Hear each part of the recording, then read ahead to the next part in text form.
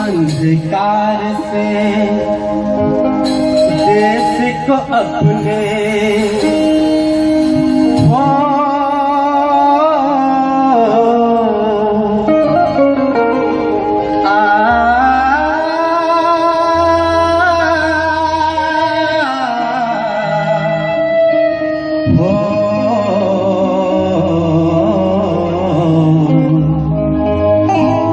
अंधकार से देश मुक्ति हम दिलाएंगे,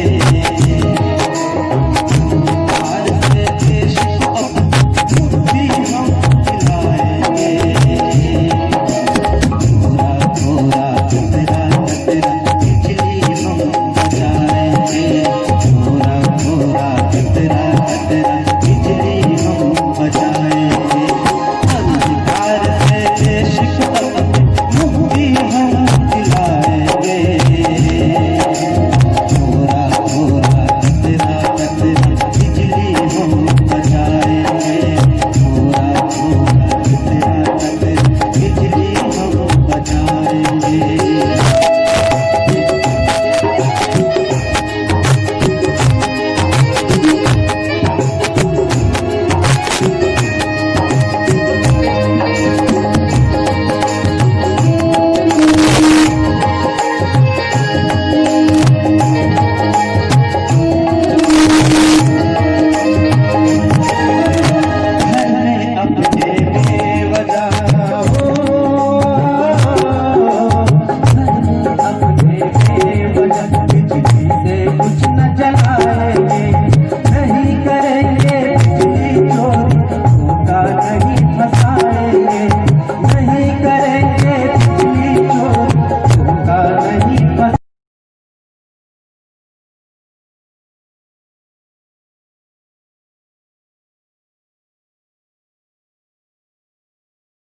वहाता कॉलेज की ऑनलाइन पाठशाला में आपका हार्दिक स्वागत है। तो हम पढ़ रहे थे राजस्थान के ऊर्जा उत्पादक खनिज, जिसके अंदर हमने इससे पूर्व वाले वीडियो के अंदर पवन ऊर्जा के बारे में अध्ययन कर लिया था। पवन ऊर्जा कि राजस्थान में पवन ऊर्जा का कितना उत्पादन होता है और राजस्थान पवन ऊर्जा के कहां-कहां से अंतर लगे हुए हैं और कितनी उत्पादन की संभावना है, उस पर डिस्कस कर लिया था। और आज का जो हमारा यह टॉपिक रहेगा सौर ऊर्जा।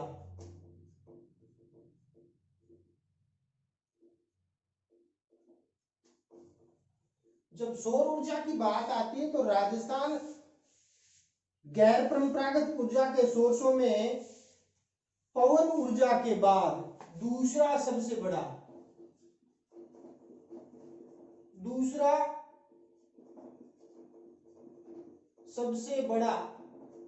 किसमें गैर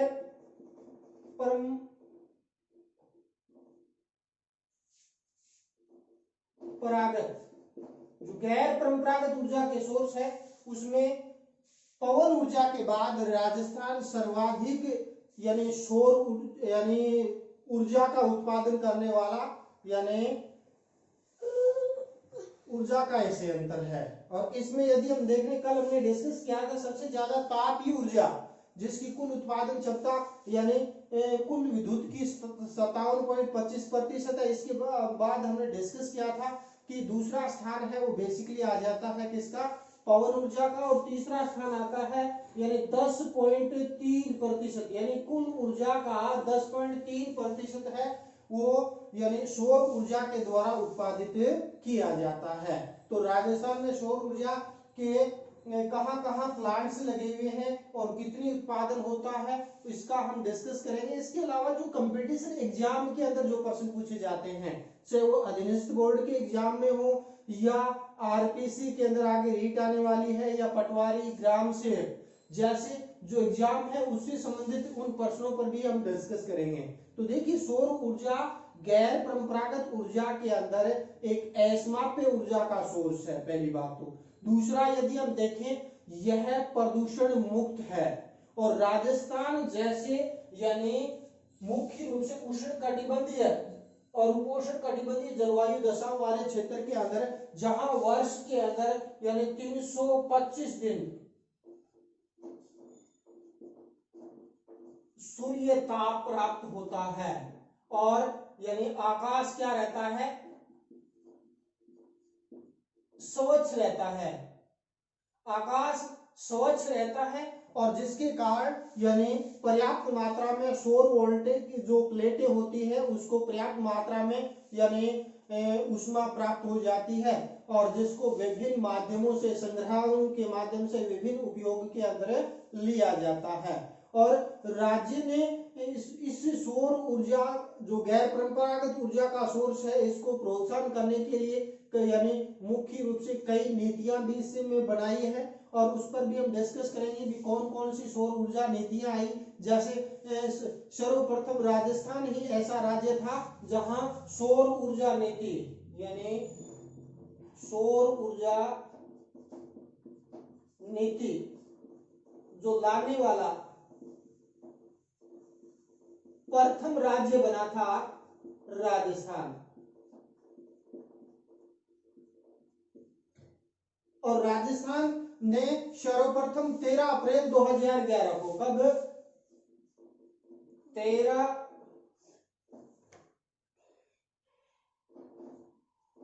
अप्रैल 2011 को राजस्थान की प्रथम सौर ऊर्जा नीति आई, या यूं कहें भारत की प्रथम सौर ऊर्जा नीति लाने वाला राजस्थान राज्य था। ये पटवारी एग्जाम के अंदर ये प्रश्न है वो पूछा गया है। और राजस्थान के अंदर देखें, सौर ऊर्जा उत्पादन की अपार संभावनाएं हैं और एक अनुमान के अनुसार यदि हम देखें तो राजस्थान में 142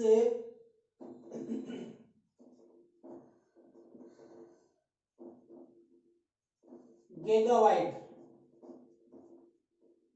तो 142 गीगावाट की संभावनाएं हैं। लेकिन 2019 तक यदि हम देखें, 2019 तक राजस्थान के अंदर सौर ऊर्जा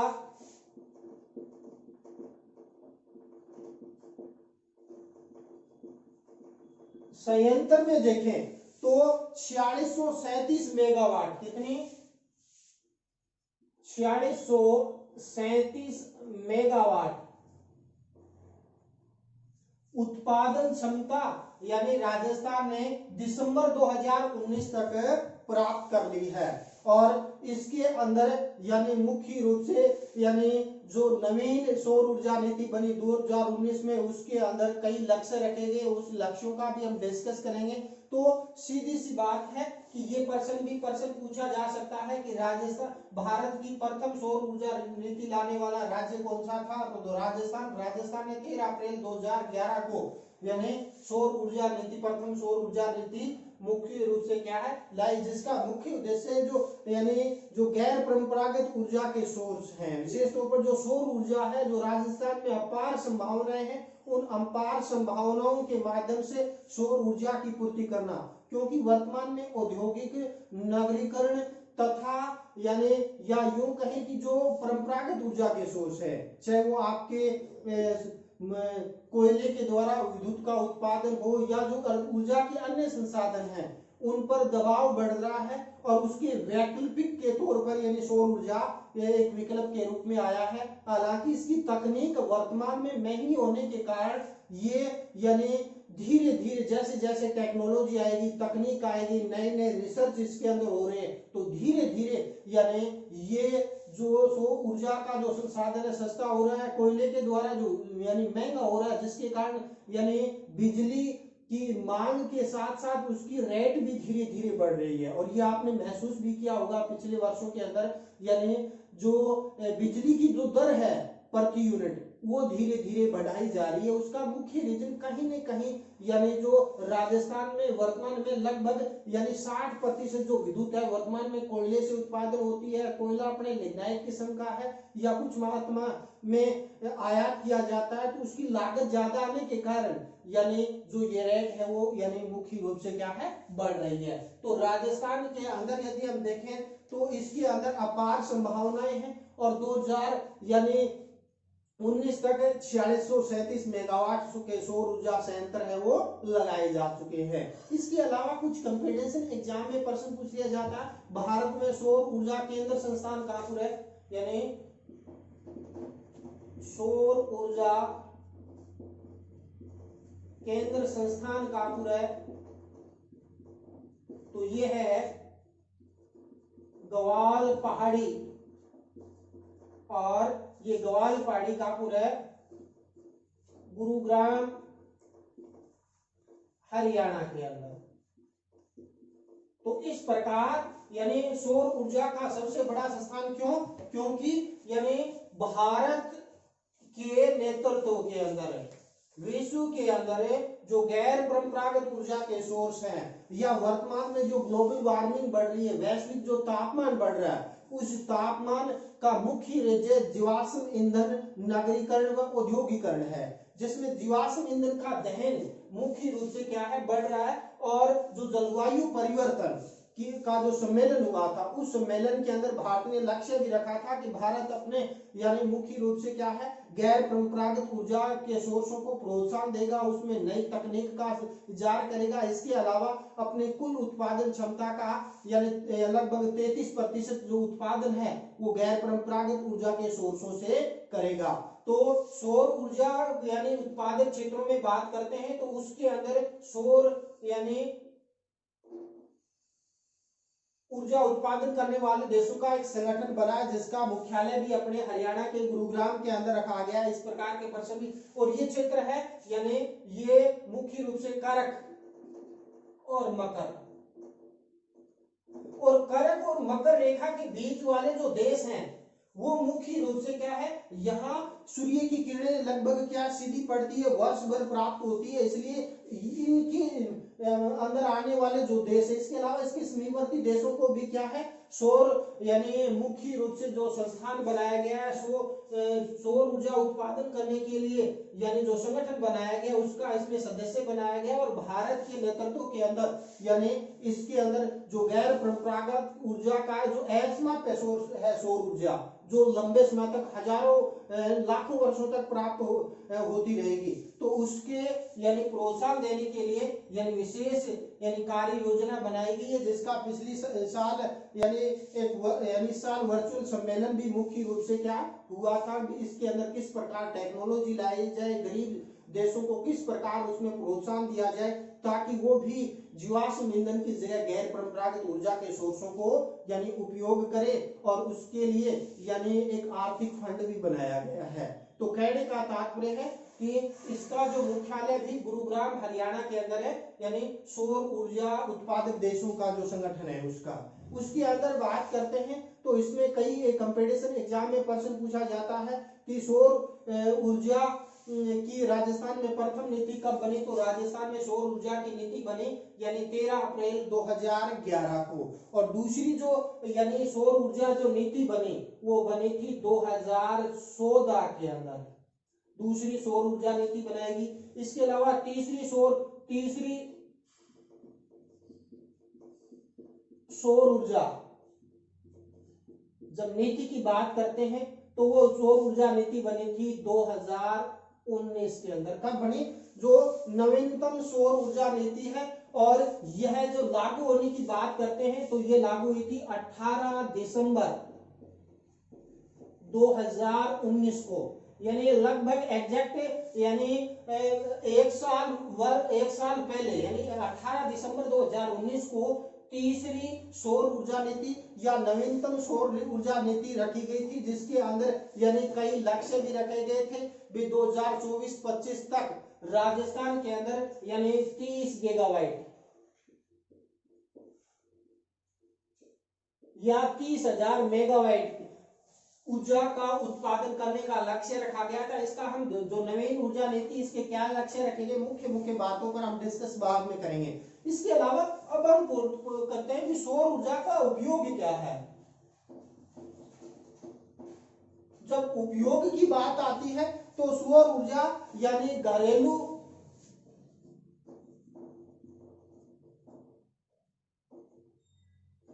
उपकरणों को जलाने के अंदर, चाहे वो लाइट हो या ट्यूबलाइट हो, या मुख्य रूप से क्या है यानी घरेलू शोर कुकर का उपयोग इसके अंदर प्रमुख रूप से किया जाता है। इसके अलावा यानी नलकूपों को संचालन में, और नलकूप का उपयोग किसमें किया जाता है यानी कृषि के अंदर, कृषि के अंदर यानी सिंचाई के उपयोग में नलकूपों के अंदर उपयोग किया जाता है। इसके अलावा लघु एवं कुटीर उद्योगों के अंदर इसका उपयोग है वो प्रमुख रूप से क्या है यानी किया जाता है। इसके अलावा इसकी सार्वजनिक स्थानों पर सौर लाइटें लगाई जाती है, सौर लाइटें इसके अंदर प्रमुख रूप से लगाई जाती है। इसके अलावा सौर चालित यानी पंप सेट है वो लगाए जाते हैं। इसके अलावा सौर ऊर्जा को सौर संग्राहकों में ऊर्जा को क्या किया जाता है, स्टोर किया जाता है, जिसका विभिन्न घरेलू कार्यों में किया जाता है। इसके अलावा यानी सौर चूल्हा भी आ गया है, सौर चूल्हा का उपयोग भी किया गया है। जो नलकूपों को संचालित करने के लिए केंद्र सरकार ने मुख्य और राज्य सरकार ने सौर ऊर्जा को प्रोत्साहन देने के लिए यानी सब्सिडी भी देती है। सर्वप्रथम यानी 30% सब्सिडी देती थी, अब 40% सौर ऊर्जा के जो यानी मुख्य रूप से जो प्लांट्स लगाने या नलकूप लगाने या घरेलू विद्युत के लिए सौर प्लेटें लगाने के लिए यानी सब्सिडी भी दे दिया, और इसकी अब मात्रा 40% मुख्य रूप से क्या है बढ़ा दी है। तो हमें भी इसके प्रति अवेयर होना चाहिए और सौर ऊर्जा को हमें अडॉप्ट करना चाहिए। मैं एक छोटा सा उदाहरण दूं कि यानी 2000 के आसपास यानी लैंडलाइन फोनों की भरमार हो गई।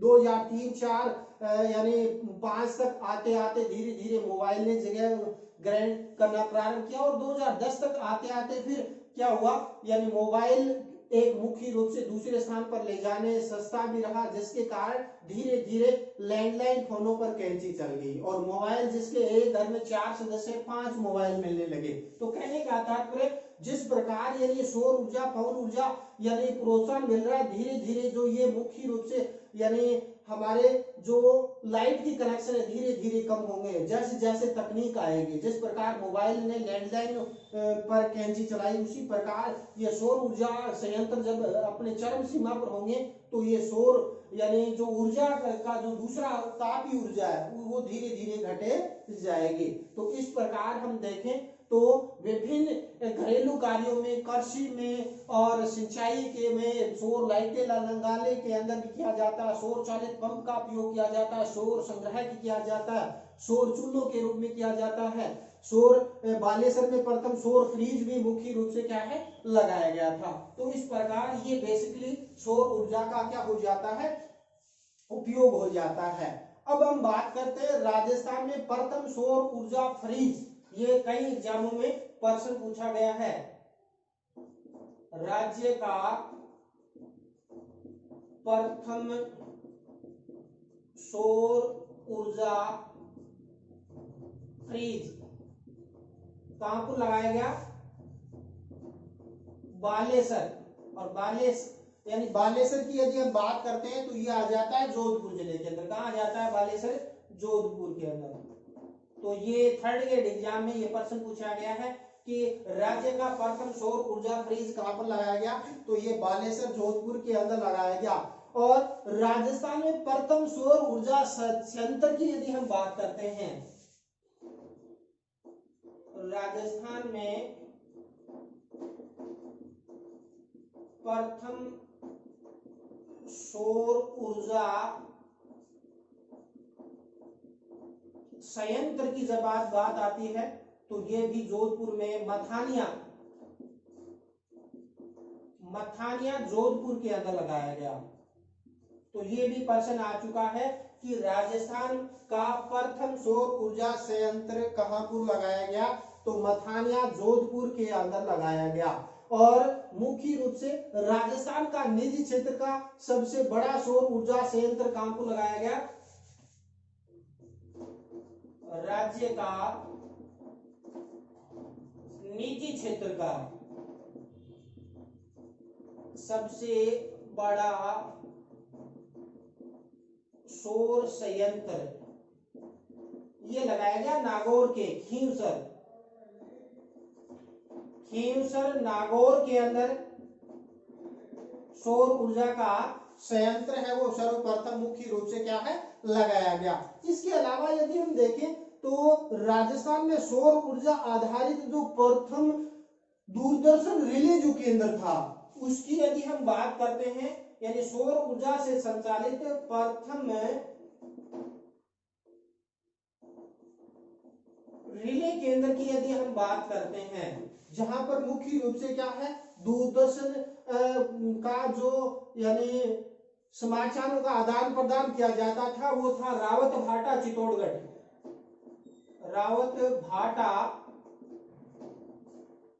चित्तौड़गढ़ के अंदर प्रथम सौर ऊर्जा चालित प्रथम संयंत्र की स्थापना है वो सर्वप्रथम प्रमुख रूप से क्या है की गई। इसके अलावा यदि हम देखते हैं राजस्थान में सौर ऊर्जा चालित यानी प्रथम यानी सौर ऊर्जा संयंत्र कौन सी झील पर लगाया गया, यदि यानी सौर ऊर्जा संयंत्र जो किसी पर्टिकुलर झील पर लगाया गया था उसके अंदर ये कंपटीशन के अंदर पूछा गया है, तो पिछोला झील है। पिछोला झील के अंदर प्रथम सौर ऊर्जा संयंत्र है वो प्रमुख रूप से क्या है लगाया गया था। इसके अलावा राजस्थान में सौर ऊर्जा पार्क यानी राज्य का प्रथम सौर ऊर्जा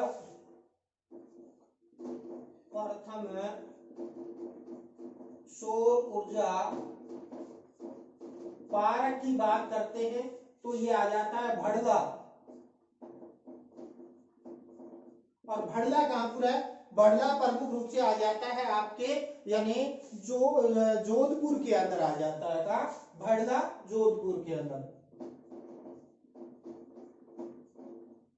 तो ये जो कंपटीशन पर एग्जाम में पूछे जाते हैं जिसके अंदर राज्य का प्रथम सौर ऊर्जा फ्रीज कहा यानी बालेश्वर के जोधपुर के अंदर लगाया गया। इसके अलावा राजस्थान में सौर ऊर्जा संयंत्र सर्वप्रथम कहां लगाया गया, ये भी मथानिया के जोधपुर में लगाया गया। इसके अलावा राज्य का निजी क्षेत्र का सबसे बड़ा जो यानी संयंत्र है सौर ऊर्जा संयंत्र ये नागौर के खींवसर के अंदर स्थापित है वो किया गया।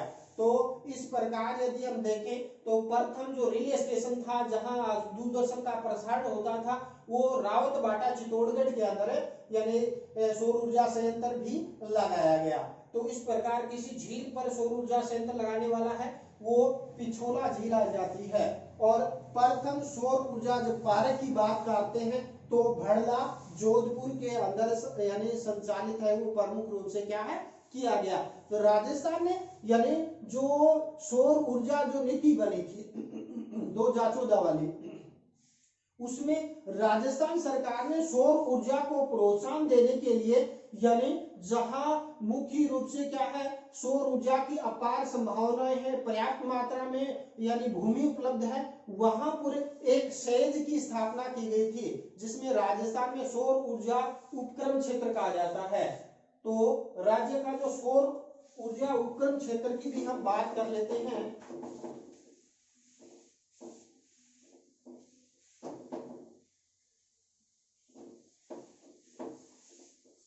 तो राज्य में सौर ऊर्जा क्षेत्र उपक्रम, जिसको हम शॉर्ट में कहते हैं सेज।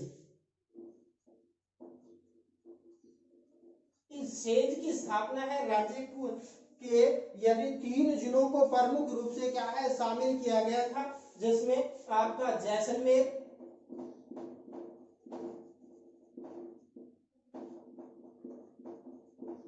जोधपुर को इसमें शामिल किया गया, और तीसरा इसके अंदर आ जाता है कौन सा, बाड़मेर।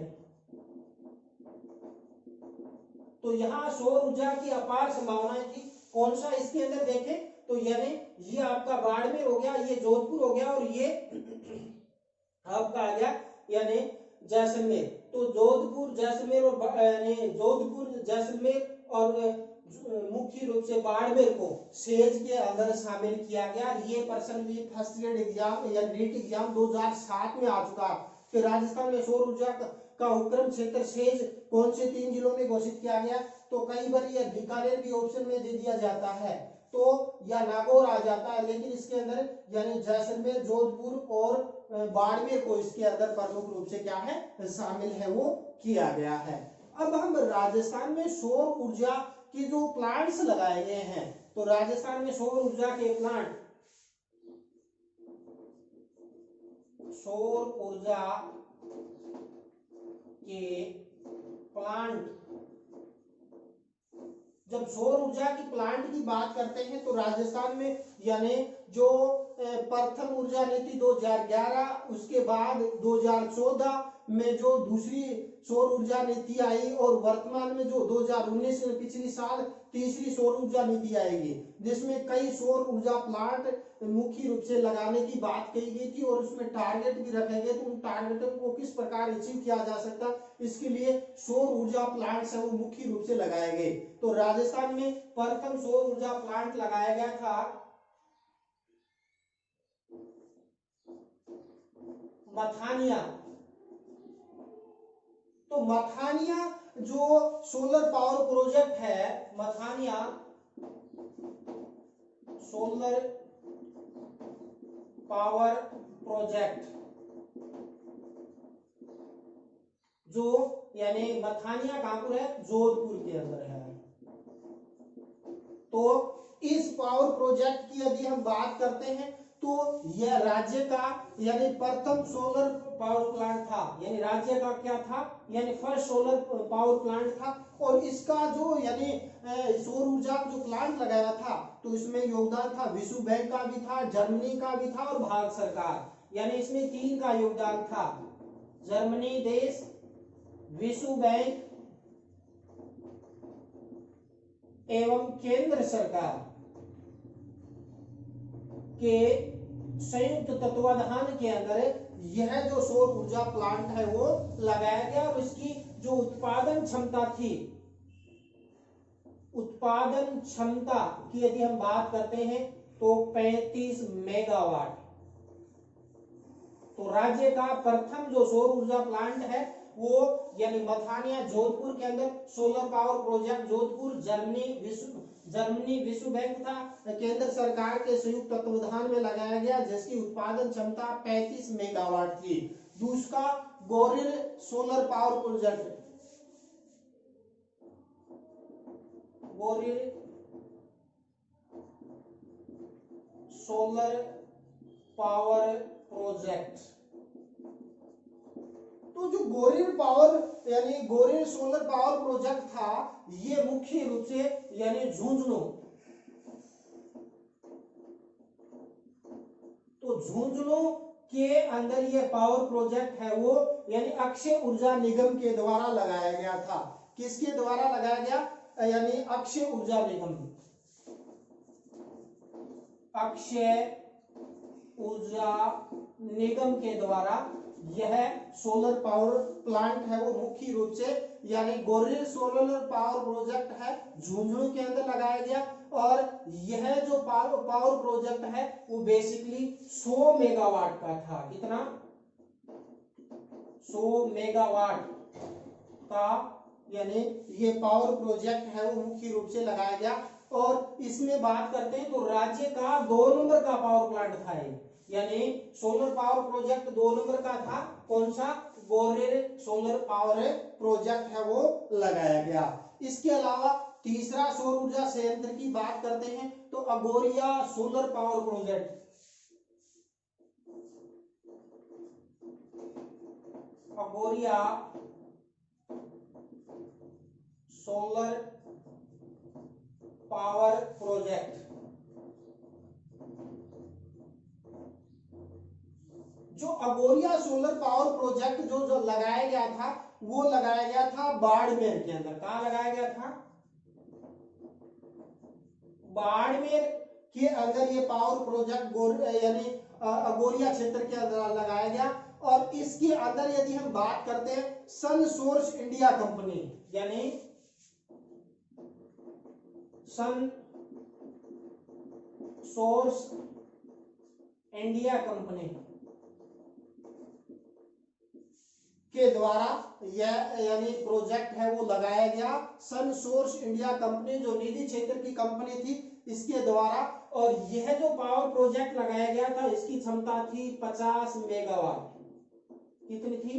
50 मेगावाट का यह ऊर्जा अगोरिया सोलर पावर प्रोजेक्ट बाड़मेर के अंदर सन सोर्स इंडिया कंपनी के द्वारा 50 मेगावाट का लगाया गया।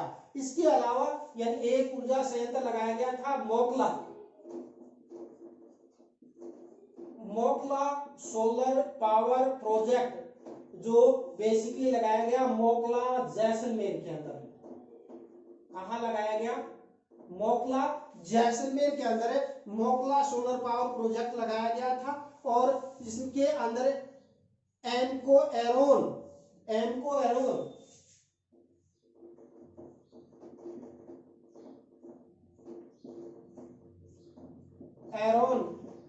कंपनी थी और यह कंपनी थी कहां की? अमेरिका की। तो अमेरिकन कंपनी एनको एरोन के द्वारा ये जो मोकला सोलर पावर प्रोजेक्ट लगाया गया था जिसकी उत्पादन क्षमता भी कितनी थी? 50 मेगावाट। 50 मेगावाट का संयंत्र है वो जैसलमेर के अंदर मोकला सोलर पावर प्रोजेक्ट है वो लगाया गया था। इसके अलावा खीवसर सोलर पावर प्रोजेक्ट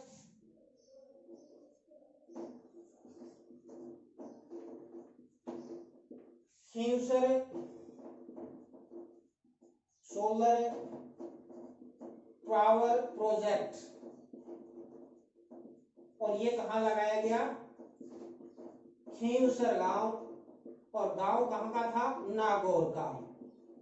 तो खीवसर नागौर के अंदर यह ऊर्जा संयंत्र है वो प्रमुख रूप से क्या है? खीवसर नागौर के अंदर लगाया गया। उसके बाद यदि हम बात करते हैं ये जो खीवसर का जो सोलर पावर प्रोजेक्ट था ये रिलायंस कंपनी के द्वारा लगाया गया। किसके द्वारा? रिलायंस कंपनी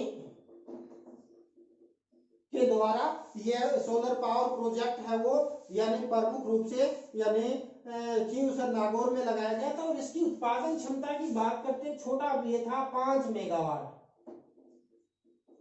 5 मेगावाट का यह संयंत्र है खीवसर नागौर के अंदर प्रमुख रूप से क्या है? लगाया गया। इसके अलावा नेक्स्ट की बात करते हैं दुनिया सोलर पावर प्रोजेक्ट। ये दुनिया सोलर पावर प्रोजेक्ट है ये मुख्य रूप से क्या है? जोधपुर के अंदर पावर सोलर कंपनी के द्वारा यानी जोधपुर में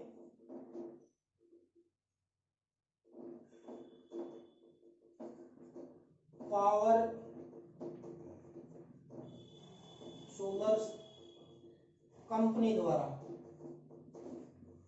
जो पावर सोलर्स कंपनी थी वो मुख्य रूप से इसके अंदर भी यानी इसकी जो मुख्य रूप से 5 मेगावाट यानी 5 मेगावाट का संयंत्र है वो दुनिया जोधपुर के अंदर प्रमुख रूप से क्या है?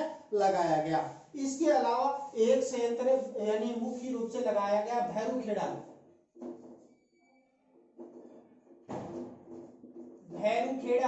सोलर पावर प्रोजेक्ट जो संयंत्र है वो लगाया गया था भैरूखेड़ा, आ जाता है बीकानेर के अंदर का,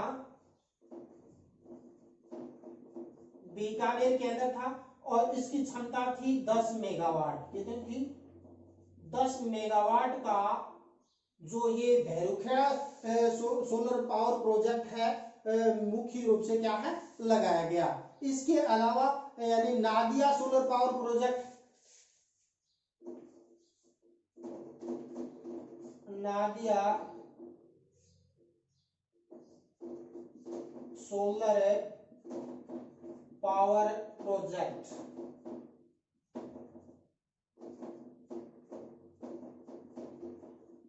जो नादिया सोलर पावर प्रोजेक्ट था ये जोधपुर के अंदर लगाया गया। कहां को लगाया गया? जोधपुर के अंदर। और इसमें भी जो रिलायंस कंपनी,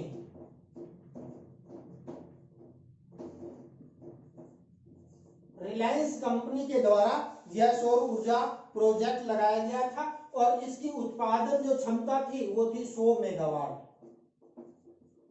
तो 100 मेगावाट का ऊर्जा संयंत्र है जोधपुर के नादिया के अंदर, यानी प्रमुख रूप से क्या है रिलायंस कंपनी के द्वारा लगाया गया। तो इस प्रकार इसको एक राजस्थान के मैप में भी देख लेते हैं। तो यानी प्रथम सौर ऊर्जा जो संयंत्र है वो यानी ये जोधपुर का जो मथानिया क्षेत्र है, तो मथानिया सोलर पावर प्रोजेक्ट यानी जिसकी उत्पादन क्षमता 35 मेगावाट थी, जो विश्व बैंक, जर्मनी और भारत सरकार के संयुक्त तत्वाधान में लगाया गया। दूसरा यदि हम बात करते हैं ये आ जाता है झुंझुनू, झुंझुनू का गोरिल सोलर पावर प्रोजेक्ट जो अक्षय ऊर्जा निगम के द्वारा जो राज्य सरकार का उपक्रम है जिसकी उत्पादन क्षमता थी 100 मेगावाट का लगाया गया। इसके अलावा तीसरा यदि हम बात करते हैं तो अंगोरिया सोलर पावर प्रोजेक्ट है, वो बाड़मेर के अंगोरिया क्षेत्र के अंदर सन सोर्स इंडिया कंपनी के द्वारा लगाया गया, जिसकी उत्पादन क्षमता बेसिकली रखी गई कितनी, यानी 50 मेगावाट का ऊर्जा संयंत्र लगाया गया। इसके अलावा जैसलमेर के अंदर यानी मोकल सोलर पावर प्रोजेक्ट लगाया गया। कहां? जैसलमेर में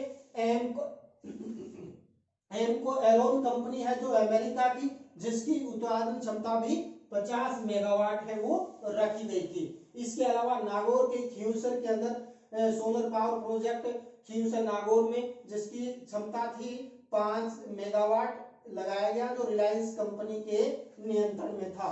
इसके अलावा एक सोलर पावर प्रोजेक्ट जोधपुर के धुनिया के अंदर भी लगाया गया, जो पावर सोलर्स कंपनी के द्वारा लगाया गया, जिसकी उत्पादन क्षमता भी यानी 5 मेगावाट है वो रखी गई। इसके अलावा बीकानेर का जो भैरूखेड़ा गांव है वहां पर भी भैरूखेड़ा सोलर पावर प्रोजेक्ट है वो लगाया गया, जिसकी उत्पादन क्षमता रखी गई थी कितनी, 10 मेगावाट। इसके अलावा एक ऊर्जा संयंत्र रिलायंस कंपनी के द्वारा नादिया सोलर पावर प्रोजेक्ट है वो जोधपुर में लगाया गया था और जिसकी उत्पादन क्षमता रखी गई थी कितनी, 100 मेगावाट है वो रखी गई। तो इस प्रकार यानी ये आ जाते हैं राजस्थान के सौर ऊर्जा प्लांट, और इसके बारे में प्रश्न पूछा भी जाता है कि राजस्थान का पहला सोलर यानी पार्क कहां पर लगाया गया, तो भड़ला जोधपुर के अंदर लगाया गया। तो इस प्रकार यानी एक तो प्रश्न मोस्ट ये आ जाता है कि सेज राजस्थान के कौन से जिलों में है सौर ऊर्जा क्षेत्र उपक्रम, जो जैसलमेर, जोधपुर और बाड़मेर के अंदर लगाया गया है। और इसके अलावा ग्रीन एनर्जी कॉरिडोर बनाया गया है, यानी जो नवीन नीति है 2019 की उसके अंदर ग्रीन कॉरिडोर मुख्य रूप से क्या है बनाया गया। तो ग्रीन एनर्जी कॉरिडोर, तो ग्रीन एनर्जी का तात्पर्य है यानी सौर ऊर्जा को प्रोत्साहन देने के लिए, यानी ये शुरू किया गया है गुजरात के बनासकांठा, गुजरात के बनासकांठा से और पंजाब के मोगा तक, यानी एक ग्रीन एनर्जी कॉरिडोर है वो प्रमुख रूप से क्या है बनाया गया है। और इस जो ग्रीन कॉरिडोर है इसमें राज्य के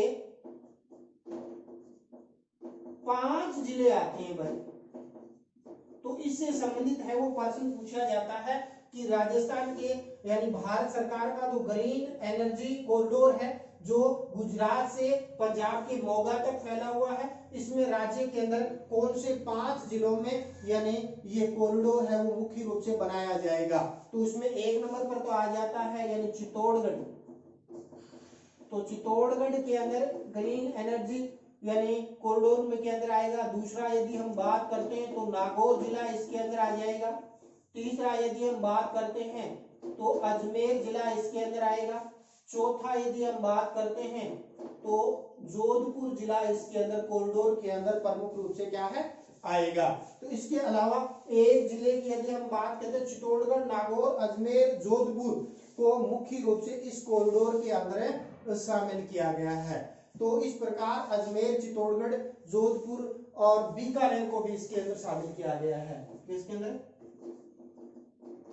बीकानेर। तो ये 5 जिलों के बारे में, क्योंकि ये लेटेस्ट करंट का प्रश्न है और इसके अंदर जो नवीन ऊर्जा नीति है उसमें लक्ष्य रखा गया है कि ग्रीन एनर्जी कॉरिडोर जो गुजरात के बनासकांठा से पंजाब तक फैला हुआ है, राजस्थान की कौन से 5 जिलों को इसके कॉरिडोर में शामिल किया गया है। नंबर 1 चित्तौड़गढ़ आ जाता है।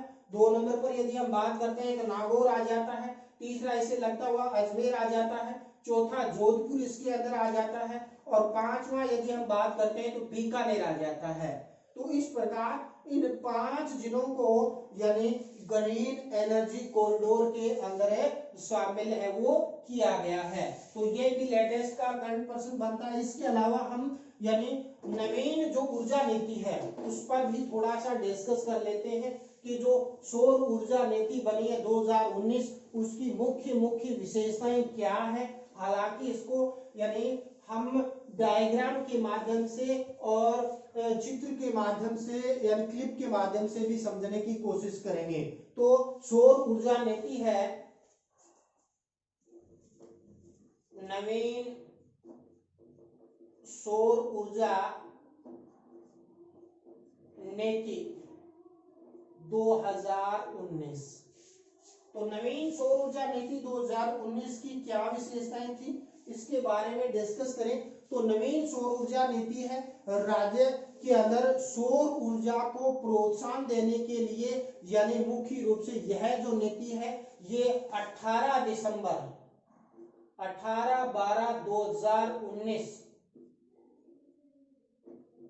2019 को क्या की गई है नीति लागू की गई राज्य सरकार के द्वारा। और इसके अंदर मुख्य रूप से क्या है यानी भारत ने जो अक्षय ऊर्जा है उसमें 175 गीगावाट का लक्ष्य रखा था। 175 यानी गीगावाट का जो लक्ष्य रखा था उसमें यदि हम बात करते हैं तो जो सौर ऊर्जा से 100 गीगावाट सौर ऊर्जा से 100 गीगावाट ऊर्जा उत्पादन करने का लक्ष्य रखा था भारत ने जो गैर परंपरागत ऊर्जा को प्रोत्साहन देने के लिए। और ये लक्ष्य रखा गया कहां तक 2022 तक। तो उसी के तहत राज्य सरकार ने भी सौर ऊर्जा के उत्पादन तथा भंडारण तथा नई तकनीकी को बढ़ावा देने के लिए नवीनतम सौर ऊर्जा नीति 2019 के अंदर लाया गया, जिसके अंदर लक्ष्य रखा गया क्या कि 2024 और 25 तक 30 यानी गीगावाट ऊर्जा उत्पादन करने का लक्ष्य रखा गया, या इसको हम कह सकते हैं 30,000 मेगावाट।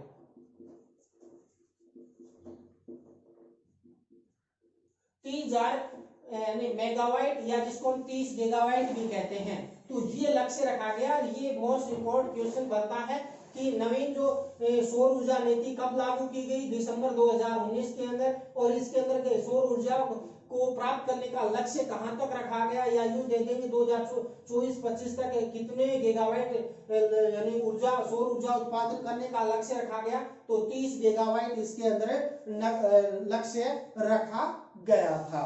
फिर बात करते हैं तो इस सौर ऊर्जा नीति में कहा गया कि सोलर पार्क,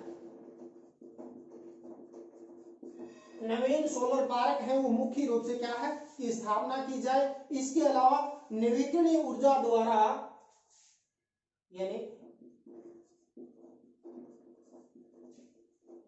ऊर्जा द्वारा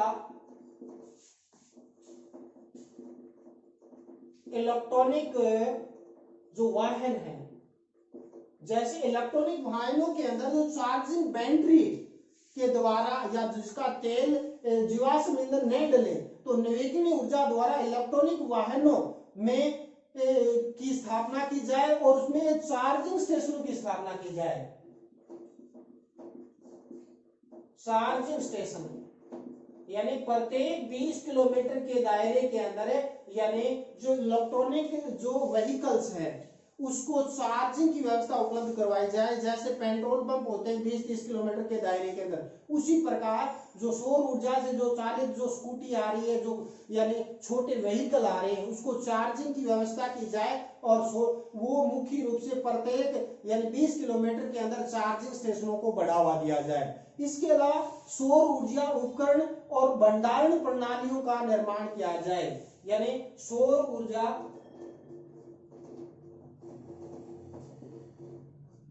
उपकरण एवं भंडारण की व्यवस्था की जाए।